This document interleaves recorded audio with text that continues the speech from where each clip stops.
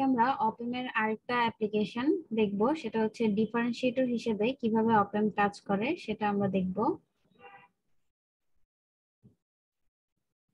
So আমরা দেখছিলাম যে আমরা যখন একটা অপেম এর ফিডব্যাক হিসেবে ক্যাপাসিটর ইউজ করি তখন অপেমটা ইন্টিগ্রেটর হিসেবে কাজ করে, এবং ডিফারেন্সিয়েটর হিসেবে যখন কাজ করবে তখন আমরা অপেম এর যে ইনপুট রেজিস্ট্যান্সটা ছিল সেই ইনপুট রেজিস্ট্যান্সটার পরিবর্তে আমরা যদি একটা ক্যাপাসিটর ইউজ করি ইনপুটে, তখন আমাদের অপেমটা একটা ডিফারেন্সিয়েটর হিসেবে কাজ করবে। অন্য টার্মিনালটাকে আমরা গ্রাউন্ড করে দিলাম, এখানে আমাদের ভি ইনপুট ক্যাপাসিটর, এবং এদিক থেকে আমরা আউটপুট ভোল্টেজ দেখব, এবং এখানে আমাদের ফিডব্যাক রেজিস্টরটা থাকবে।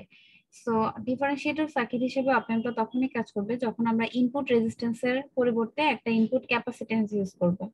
ঠিক আছে, তাহলে এদিক থেকে ইনপুটের যে কারেন্টটা সেটাকে যদি আমরা আই বলি এবং ফিডব্যাক কারেন্টটাকে যদি আইএফ বলি, তাহলে আমরা অ্যাকর্ডিংলি জানি যে আই ইকুয়ালস টু হচ্ছে কি আইএফ। তো আমরা এখানে আই আই বলতে কি বুঝতেছি? আই বলতে হচ্ছে এই ক্যাপাসিটরের অ্যাক্রসে কারেন্ট। আমরা জানি ক্যাপাসিটরের অ্যাক্রসে কারেন্টকে আমরা কি দিয়ে প্রকাশ করতে পারি? C dVc by DT.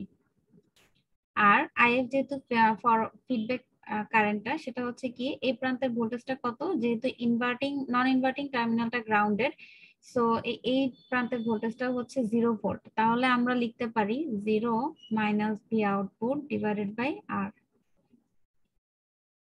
এখন ভিসি ক্যাপাসিটরের অ্যাক্রসের ভোল্টেজটাকে আমরা কি লিখতে পারি? ক্যাপাসিটরের অ্যাক্রসের ভোল্টেজ হচ্ছে V input minus V zero. That means এখানে হচ্ছে 0 ভোল্ট আর কি, V input minus zero, V input minus zero equals to minus V output by R.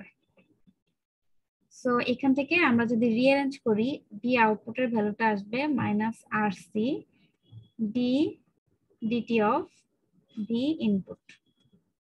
So এটা হচ্ছে আমাদের ডিফারেন্সিয়েটরের ইকুয়েশন। আমরা এখান থেকে দেখতে পাচ্ছি যে ডিফারেন্সিয়েটর সার্কিটটা তাহলে কি করছে, এটা হচ্ছে আমাদের আউটপুট যে ভোল্টেজটা আসবে সেটা হচ্ছে আমাদের ইনপুট ভোল্টেজের ডিফারেন্সিয়েশন করলে যে ভ্যালুটা আসবে সেটাই হবে আমাদের আউটপুট ভোল্টেজ, এবং তার সাথে আমাদের টাইম কনস্ট্যান্টটা গুণ আকারে থাকবে এবং একটা মাইনাসও থাকবে আমাদের ইকুয়েশনে। তো এইটা হচ্ছে আমাদের ডিফারেন্সিয়েটরের ইকুয়েশন। এই ইকুয়েশন দিয়ে আমরা এখন বিভিন্ন ম্যাপ করব ডিফারেন্সিয়েটর সার্কিটের জন্য, তাহলে আমরা বুঝতে পারবো যে আমরা কিভাবে অ্যাপ্লাই করতে পারি। আমরা একটা ইনপুট সিগন্যাল ধরলাম, যে একটা ট্রায়াঙ্গুলার ইনপুট সিগন্যাল নিলাম। এই সিগন্যালের পিক ভ্যালু হচ্ছে ধরো এদিকে হচ্ছে 2 ভোল্ট, এদিকে হচ্ছে মাইনাস 2 ভোল্ট, আর এটা হচ্ছে আমাদের 1, এটা 2, 3, 4। সো এই ইনপুটটা আমরা কোথায় অ্যাপ্লাই করছি? একটা ডিফারেন্সিয়েটর সার্কিটে ইনপুট হিসেবে অ্যাপ্লাই করছি।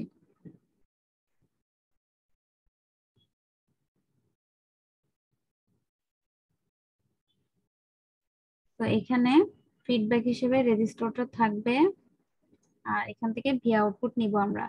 ক্যাপাসিটরের ভ্যালু হচ্ছে 0.01 মাইক্রোফ্যারাডে, আর রেজিস্ট্যান্সের ভ্যালু হচ্ছে 100K।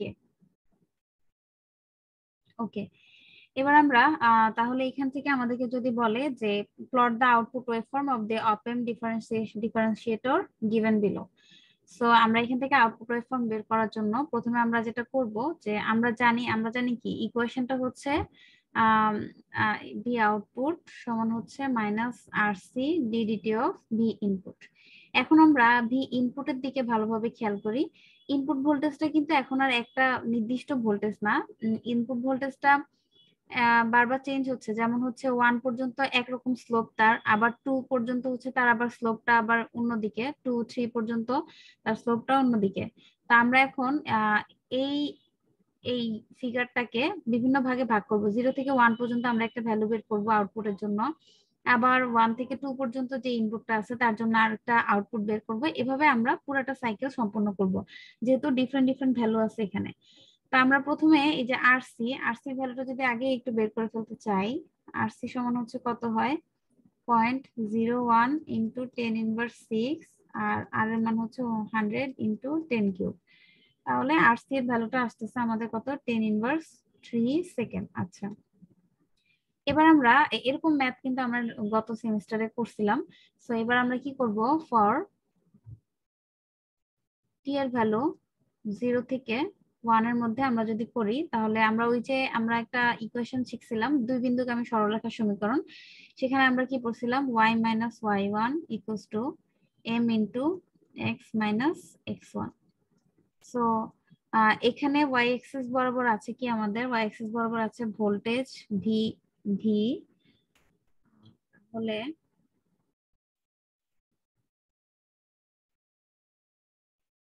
আর y1 এখানে আমাদের, আচ্ছা এটা পরে বসাই, y1 = y2 minus y1 divided by x2 minus x1 into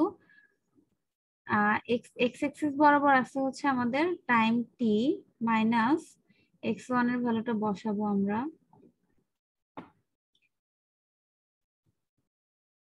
তো এবার আমরা দেখি যে 0 থেকে 1 আমাদের x1 এর ভ্যালু হচ্ছে কত, 0, x2 এর ভ্যালু হচ্ছে 1, y1 এর ভ্যালু হচ্ছে 0, y2 এর ভ্যালু হচ্ছে কত, 2। সো এই ভ্যালুগুলো যদি আমরা বসাই, y1 এর ভ্যালু হচ্ছে 0, y2 এর value 2 minus 0 divided by x2 হচ্ছে 1 মাইনাস 0 আর t মাইনাস 0। তো এটাকে আমরা যদি লিখি, আসবে হচ্ছে v ইকুয়ালস টু,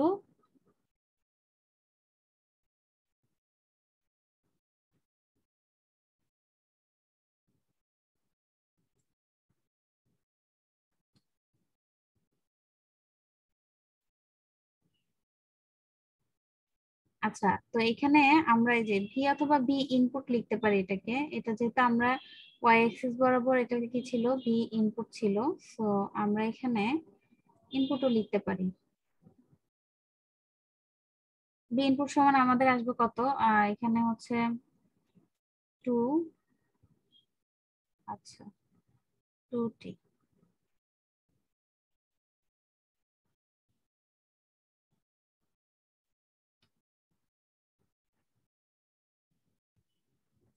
আচ্ছা এখানে আমাদের আচ্ছা আমি একটু ভুল হয়েছিল, সেটা হচ্ছে এটা মিলি সেকেন্ডে আছে, এই মিলি সেকেন্ডটা মেনশন করে নেই। সো এটা মিলি সেকেন্ডে থাকার কারণে আমাদের এখানে যে আমরা যে টাইমের যে ভ্যালুটা আছে সেখানে 10^3 আসবে আর কি নিচে, যে 2 divided by 10^3 into T, that means এটা হবে আমাদের 2000 টি।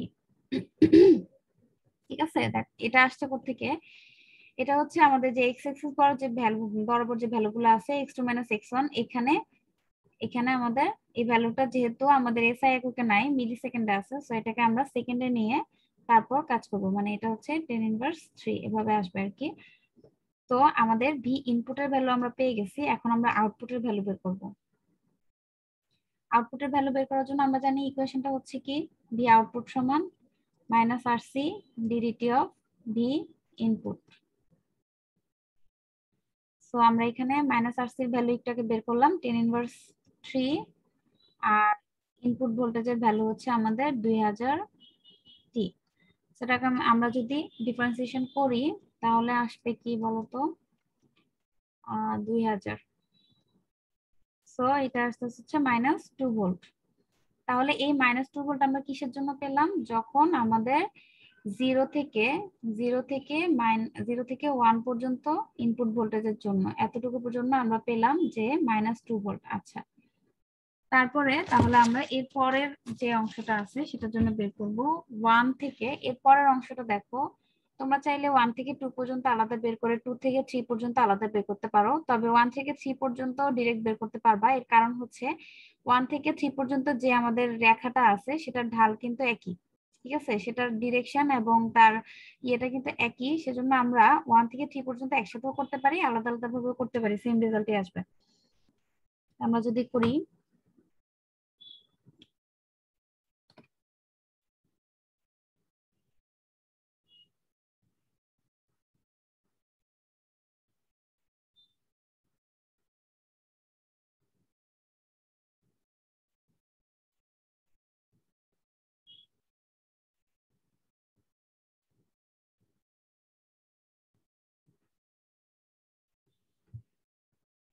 আচ্ছা, আমরা 1 থেকে 3 পর্যন্ত করব। তো 1 থেকে 3 পর্যন্ত করলে তখন আমাদের সেই আগের মতো ইকুয়েশন লিখবো আমরা। তো আমি যদি এখানে একটু সরাসরি লিখি তাহলে এটা আসবে আমাদের ভি ইনপুট সমান -2 ডিভাইডেড বাই 3 - 1 ইন্টু 10 ইনভার্স 3, আর এদিকে আসবে t - 2 ইন্টু 10 ইনভার্স 3। এটা তোমরা ওই ইকুয়েশনে বসালে y - y1 = m × x - x1 ইকুয়েশনে বসালে এটাই আসবে। আমি একটু শর্টকাট করতেছি আর কি, ডিরেক্ট করলাম। তো এখানে যদি আমরা করি তাহলে এটা আসবে আমাদের -2000t প্লাস 4, এরকম একটা ইকুয়েশন আসবে আমাদের ভোল্ট। এখন তাহলে এবার আমরা যদি ভি আউটপুট বের করতে চাই, ভি আউটপুট বের করতে চাইলে আমরা কি করব, -RC ddt of V input. So -RC value আমরা জানি 10 ইনভার্স 3, আর ddt অফ ইনপুট ভোল্টেজের ভ্যালু বের করলাম কত, -2000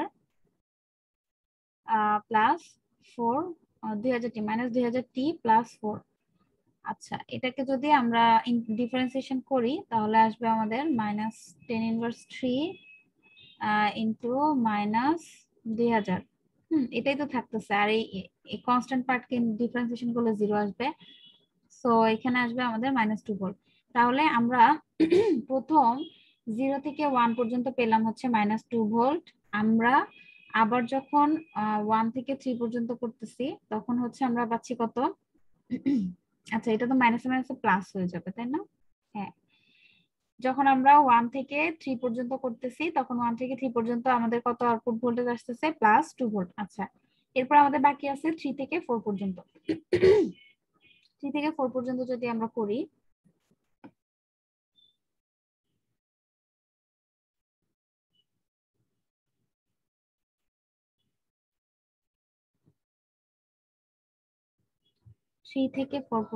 ফর টি এর মান 3 থেকে 4 এর মধ্যে থাকলে তখন যদি আমরা সেই একই ইকুয়েশন ফলো করি যে ভি ইনপুটের ভ্যালুটা তখন আমরা পাবো 0 -2 ডিভাইডেড বাই 4 - 3 ইন্টু 10 ইনভার্স 3, আর এদিকে আসতেছে t - 4 ইন্টু 10 ইনভার্স 3। এটা একদম সিম্পল, এটা জাস্ট তোমরা ওই ইকুয়েশনটাতে মানগুলো বসালে হবে। এই ক্ষেত্রে আমাদের x1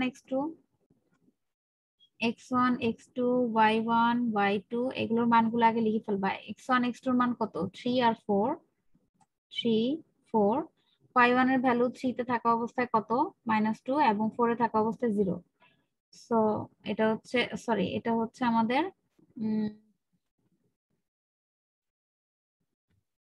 এটা হচ্ছে আমাদের -2 y1 এর ভ্যালু, এবং y2 এর ভ্যালু হচ্ছে 0। জাস্ট এই ভ্যালুগুলা তোমরা ওই ইকুয়েশনে বসায় দিলে হচ্ছে আমরা এরকম একটা ইনপুট ভোল্টেজের ইকুয়েশন পাবো। সো এটাকে আমরা লিখতে পারি 2000t -8 ভোল্ট। তো এখান থেকে আমরা আউটপুট ভোল্টেজটা যদি বের করতে চাই তাহলে ওই যে -RC ddt of V input. So -10 inverse 3 আর ddt of V input 2000t -8। So এখানে আমরা পাচ্ছি তাহলে আলটিমেটলি 2 ভোল্ট, -2 ভোল্ট।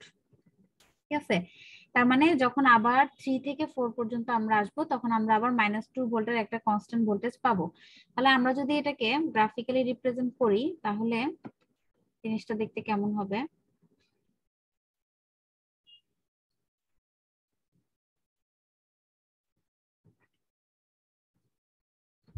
আমরা যদি আউটপুট ভোল্টেজটাকে গ্রাফিক্যালি রিপ্রেজেন্ট করতে চাই, ধরো এটা 1, এটা 2, এটা 3, এটা হচ্ছে আমাদের 4।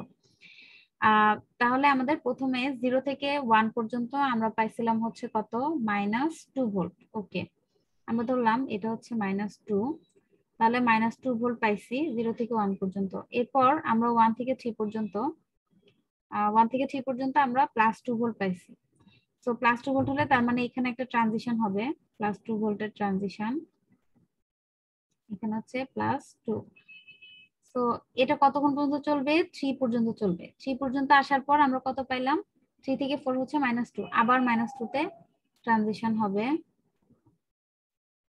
আর সেটা কতক্ষণ চলবে? এই -2 4 পর্যন্ত আসা পর্যন্ত।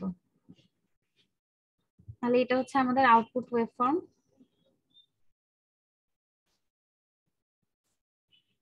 যখন আমাদের 0 থেকে 1 পর্যন্ত হচ্ছে আমরা -2 ভোল্টের একটা ফিক্সড ভোল্টেজ পাইছি। তারপর হচ্ছে 1 থেকে 3 ভোল্ট পর্যন্ত, 1 থেকে 3 মিলি সেকেন্ড পর্যন্ত আমরা +2 ভোল্টের একটা ফিক্সড ভোল্টেজ পাইছি, এবং 3 থেকে 4 মিলি সেকেন্ড পর্যন্ত আমরা -2 ভোল্টের একটা ফিক্সড ভোল্টেজ পাইছি। দ্যাট মিনস আমরা যখন এরকম একটা ট্রায়াঙ্গুলার ওয়েভ শেপ দিব কোনো ডিফারেন্সিয়েটরের ইনপুটে, তখন আমরা আউটপুট হিসেবে স্কোয়ার ওয়েভ পাবো।